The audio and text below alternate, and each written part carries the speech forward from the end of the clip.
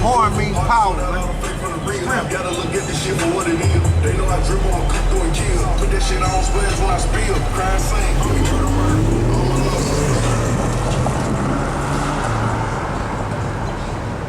Alright, I'll read it again. This is Luke chapter 1, verse 68. Blessed be the Lord power of Israel, for he had visited and redeemed his people, and have raised up an horn of salvation for us in the house of his servant David. Yeah, horn of salvation, man. We was talking about the elder apostle GMS, that horn means power, and it goes into strength. Matter of fact, look up the word power in etymology online, and read the definitions for the word horn there in the blue letter.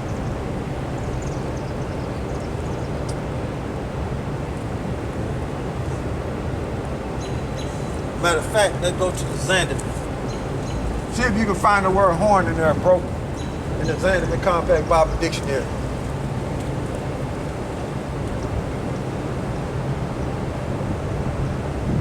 So you don't want me to look up the word horn in the blue letter? Yeah, I want you to look up the word horn in the blue letter, and I also want you to look up power in etymology online. This is Strong's G2768. All right, go ahead.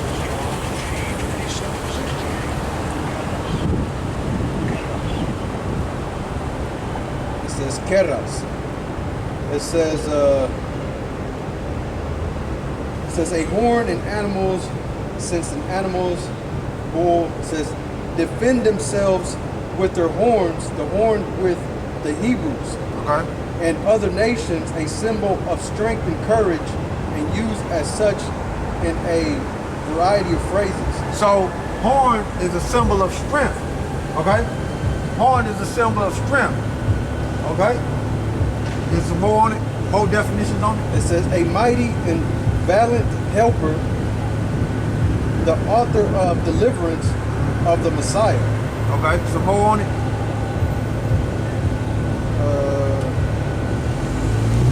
That's all you got out of there? Okay, so read that for me again concerning the horn in the blue letter. It says since animals. It says bulls. It says defend themselves with their horns. Okay, it's a protect. They protect themselves. Okay, go ahead. The horn with the Hebrews. The horn with the Hebrews. Go ahead. And other nations. Okay, go ahead. As a symbol of strength and courage. A symbol of strength and courage. Okay. Now we was talking about the elder apostle GMS that word horn means power. Okay, and strength. So whenever we say the word horn means power, that's what it is. But what I want to do is go to the etymology online and look up the word power and see if we see strength anywhere in there. Etymology online. It says 13 this is a power, it's a noun in the 13th century. It says the ability to act or to do. Strength. Okay, that's what we wanted out of there. So when you look up etymology online, look up the word power, strength is in there. So when we say the word horn means power, that's what it is. It's strength. We've talked about an elder apostle GMS on down. So when you read Luke, it goes into the Most High raised up a power, meaning the horn, unto salvation. Okay? Now, I had the brother look in the Xanadu Compact Bible Dictionary, right? And he looked up the word horn, right? And let's see what we got concerning the word horn definitions there. It said a symbol of strength and honor. It says horn is a symbol of strength and honor, right? Go ahead. That was the highlight part you had. Okay. Okay, let me see what you got. Okay, yeah, read that again. Read that again. What page you on? 233. 233 in the Xanadu Compact Bible Dictionary, and the word horn there and he's looking up the definition, right? And it's a what? The symbol of strength and honor. A symbol of strength and honor. Power. Okay? And honor. Okay? Now, what's the scriptures there? We got Psalms 18 and 2. Let's just go back. That's what I was looking at. That was just looking at? Matter of fact, read that. This is Psalms 18 and 2. It says, Yahawah by SHAM YAHAWASHI is my rock and my fortress. Rock is solid. It protects you. That's what it goes into. Protect you. Go ahead. And my fortress, my deliverer, my power, my strength, in whom I will trust, my buckler, and the horn of my salvation, and my high tower. See that? So, when you deal with the word horn, it takes you to that precept, and when you read that precept, it's dealing with strength and power and protection. See? That's how we know the word horn. That's what that really means. Give me the other, now that's the, what, that was the first. That's the first scripture. Okay, what scripture was that? That was Psalms 18 and 2. Okay, what's the second? Got Daniel 7 and 7. Woo! Let's go to Daniel and see what we got. Let's see what we got in Daniel. Let's see what we got in Daniel, Mike. This is Daniel chapter 7, verse 7. Okay. In the first year of Belshazzar, king of Babylon. This Daniel, that's what verse is that, bro? Again? Daniel 7 verse 7. Daniel chapter 7, verse 7. So that's where you at. Daniel chapter 7, verse 7. Let me see. No. It's like Let's see if my memory serves me right. Let's see if we can get into it, bro. Right. See if my memory serves me right. This is Okay? This is Daniel chapter 7, verse 7. Go ahead. It says, after this I saw in the night visions, and behold, a fourth beast, dreadful and terrible and strong, exceedingly, and it had great iron teeth. It devoured and brake in pieces, and stamped the residue with the feet of it, and it was diverse from all the beasts that were before it, and it had 10 horns. Okay? 10 horns represent strength and power. Okay? So start back up. Verse 7. Read it again for me again. This is Daniel chapter 7, verse 7. It says, after this I saw in the night visions, and behold, a fourth beast. Fourth beast is the Roman Empire. Go ahead. It says, dreadful and terrible, and strong exceedingly. And it had great iron teeth. The Roman Empire. Go ahead. And devoured and brake in pieces, and stamped the residue with the feet of it. Go ahead. And it was diverse from all the beasts that were before it, and it had 10 horns. So let's deal with the diverse from the other beasts. Now, give me what is it? First Maccabees chapter 8, verse 15. You don't. That's all. No, hold what you got.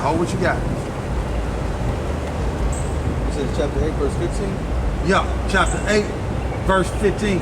Now, what I want to do is read the first verse first, and then we're going to jump quick down to verse 15. All right, this is the first Maccabees chapter 8, verse 1. It says, now Judah had heard of the fame of the Romans. Had heard of the fame of the Romans. Go ahead. That they were mighty and violent. Go ahead. That they were violent men, such as would lovingly accept all that joined themselves unto them, and made a league and enmity with all that came unto them. So this is talking about the Roman Empire, right? Jump down to verse 15. Now, we believe that the beginning of the Roman Empire the beginning, when it first started, when Judas was making that lead, we believe that it was Japhetic people first. But the Edomites finally, you know what I'm saying, took over everything. But we believe that it was the Japhetic people first. Okay, the Hawaiians were more than the Tonganese that Judas was making a lead with. Okay, but the key is in verse 15. The reason why I'm reading is concerning diverse from one another, diverse from the other beasts. Go ahead. It's verse 15. It says, moreover, how they had made for themselves a senate house. A senate house. Okay, go ahead. Wherein 320 men sat in council daily. See? Congress. Go ahead. Consulting always for the people. A way for the people. To the end they might be well ordered. Go ahead. And that they committed their government to one man every year, who ruled over all their country, and that all were obedient to that one. Go ahead. And that there was neither envy nor emulation among them. So no mixture. No mixture. Okay, they was on one accord, so to speak. But the key is they had a senate. So that's what made them diverse. Okay, so go back to Daniel chapter 7, verse 7. See if we can get it right, man. It's been a while, man. See if we can get it right. This is Daniel chapter 7, verse 7. Go ahead. After this I saw in the night visions, and behold, a fourth beast, dreadful and terrible. The Roman Empire, go ahead. And strong exceedingly, and it had great iron teeth. It devoured and brake in pieces, and stamped the residue with the feet of it. Go ahead. And it was diverse from all the beasts that were before it, and it had 10 horns. And it had 10 horns. Now, going into the history of it, okay, diverse is because they had a senate, right? Read that in the Maccabees. So, going into the history of it, let me see what I can grab if I really. Go to Google. Let's see. Go to Google and type in Europe 10 divisions.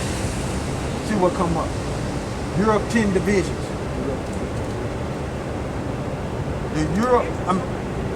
Europe, the 10 divisions. Go to Google. Scroll down.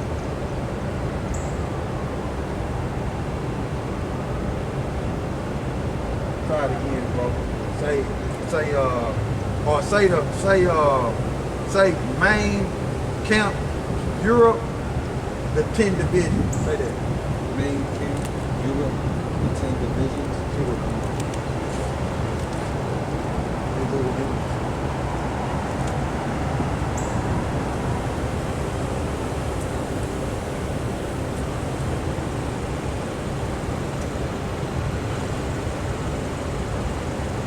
Which I know what it is, I can just say it, but I just want you to get a view of it.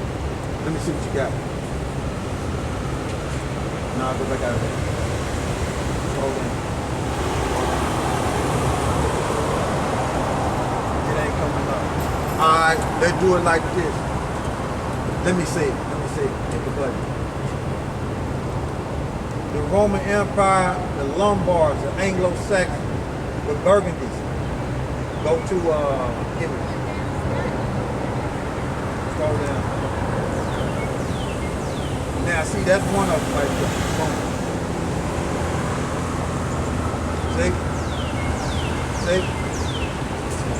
See, that's 10 of them.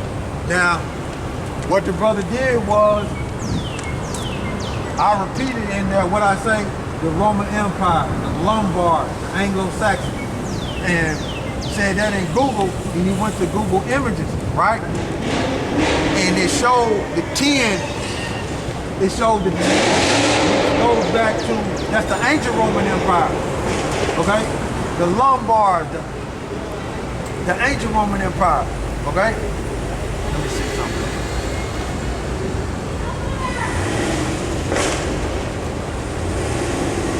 Go back to the Anglo, they said the Franks, the Lombards, the Anglo-Saxons, the Persians, the Ostrogoths, so on and so forth. Those are the 10 horns in the ancient Roman Empire, okay? In the ancient Roman Empire, those are the 10 horns, okay? Now you can show them concerning what we're talking about in Google Images. The image that you're looking at. Okay? That's what we're looking at. Those are the 10 horns. And horns represent strength and what? Power. Okay? Horns represent strength and power. Okay? Alright, so read that for me again, starting from the top. Alright, this is Daniel. 7. Yep. Chapter 7, verse 7. This is Daniel chapter 7, verse 7. After this I saw in the night visions, and behold, a fourth beast, dreadful and terrible, and strong exceedingly, and it had great iron teeth. Right? It devoured and brake in pieces, and stamped the residue with the feet of it. And it was diverse from all the beasts that were before it, and it had 10 horns. So it was diverse because of the Senate.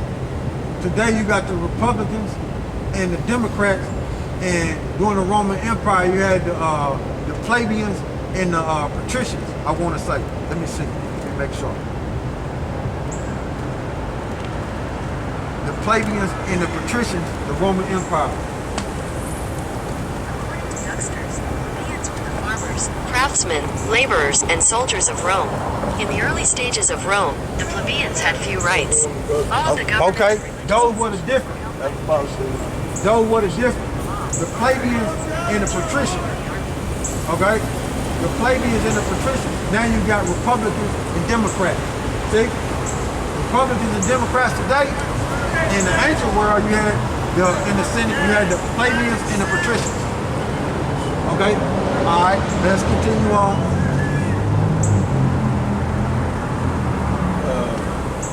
I considered the horns. Hold on. Read that for me again, verse 7. All right, this is Daniel chapter 7, verse 7. Go ahead. After this I saw in the night visions, and behold, a fourth beast, dreadful and terrible, and strong exceedingly, and it had great iron teeth.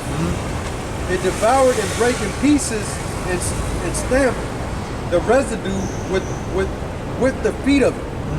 And it was diverse from all the beasts that were before it. And it had 10 horns. So the horns represent what? Power and strength. So that's why when we looked up in the Zanzibar Compact Bible Dictionary, it went there. The precept took us there because the Roman Empire is full of power and strength. Okay? So we know horn represent power and strength. Okay? Continue on. So verse 8. I considered the horns, and behold, there came up among them another little horn. I considered the horns. Okay? Now what it's doing is jumping into the future. Okay? Another little horn is talking about America. Okay? Go ahead. It says, before whom there were 3. Before whom they were 3. Okay? Talking about France, Britain, and Spain. Okay? France, Britain, and Spain. Go ahead. Of the first horns plucked up by the roots. The first horn plucked up by the roots. So let's go into the Google the War of Independence and see what come up. War of Independence.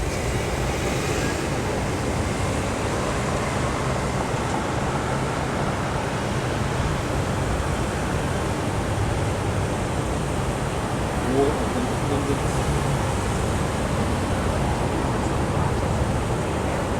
Let them hear that, bro. Say it in there again. See who all was involved in that. What was it again? The War of Independence. The War of Independence. According to University of Rochester, the Americans, with help from Spain, the Netherlands, and France, defeated the British during the American Revolutionary War. See that? See that? So who's involved in that? For sure, Britain, United States, France, and Spain. Okay? That was involved in that. That's who we're dealing with concerning the three. Okay? But that little horn is America, okay? Which is wrong. Okay, go ahead. It says, Start from the top and read it again. I consider. all right, this is Daniel chapter 7, verse 8. I considered the horns, and behold, there came up among them another little horn, America, which is the Roman Empire, go ahead. before whom there were three. Before whom there were three, Britain, France, Spain, go ahead. Of the first horns plucked up by the roots. And behold, in this horn were eyes like the eyes of man. When you deal with that, let's look up the word eyes right there. That goes into intelligence, but when you look up the word intelligence online, etymology online, intelligence goes into knowledge, discernment, and all that, right? And truth. It goes into knowledge, discernment, and truth, okay? But the intelligence that Esau Edom got is the left-hand side, because he don't have the knowledge, wisdom, understanding, the statute, law, the commandments. He's not governing the earth with the statute, law, the commandments. The Roman Empire is not governing the earth with statute, law, the commandments. He governed the earth with pride, lust, greed. So that's the knowledge that he has, okay? Now we're looking up the word eyes right there.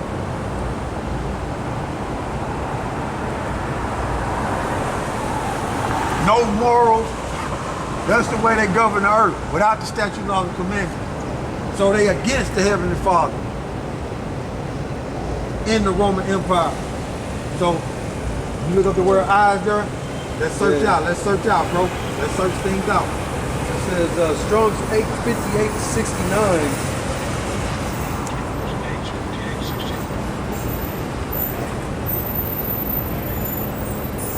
Ayin, it says eye, a physical eye, a showing mental qualities. Showing mental qualities. Now, that's what I wanted up out there. Showing mental qualities, right? Go to the lexicon, my brother. To the lexicon. Right? And let's scroll down here and see what we got. See if we can find pride, proud, Proud eye. Go ahead. It says We're in the Genesis lexicon in the Blue Letter Bible. Go ahead. it says proud eyes, pride, haughtiness. The eye of a wine is the bubbling when it sparkles. So, eyes, I.e., goes into haughtiness, pride, okay? What else? Greed. It says, as many passions of the mind, such as envy, pride, pity, desire, See? are manifest in the eyes. See? So that's what we wanted up out of there. Okay? So they not govern the earth with the statute, law, and commandments. They govern the earth with pride, greed, Petty desire. petty desire. Okay? So you got a question, my brother? Where y'all from? From here.